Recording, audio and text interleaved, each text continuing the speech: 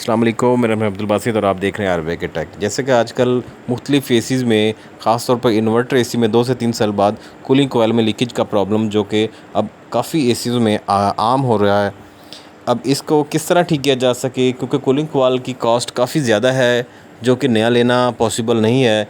इस वजह से इसका हल क्या है, इसको किस तरह ठीक किया जाए ताकि इसका परमानेंटली हल भी हो जाए और हमारे कूलिंग कोयल भी हमें ना लेनी पड़े। और पुरानी कूलिंग कोयल को हम किस तरह रिपेयर कर सकते हैं, उसको रिपेयर करने का तरीका हम आपको बताएंगे। सबसे पहले हमने कूलिंग कोयल को साइड्स के यू बैंड को बेबी ग्राइंडर से कटिंग कर ली है। जैसे कि आप सामने देख रहे हैं, एक तरफ से हमने इसको कटिंग करना शुरू करना है।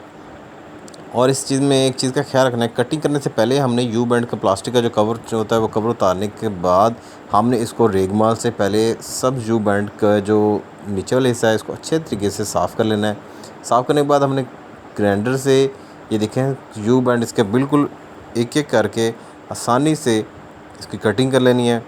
कटिंग करने के बाद मैं आपको दिखाता हूँ। सबसे पहले कटिंग करने के बाद इस ऐसी इसकी शक्ल ज़ाहिर हो जाएगी जैसे कि अब आपको नज़र आ गया है। ठीक है, इसके अंदर कचरा आता है, इसको नोज़ प्लास से इसके मुंह को अच्छे तरीके से साफ़ भी कर लेना और कुल्ला करने के बाद इसके कचरा इसको सीधा खड़ा करना है ताकि कचरा सारा नीचे आ जाए। उसके आने के बाद ये बाज़ार से यू बैंड नए यू बैंड बिल्कुल आसानी से मिल जाते हैं।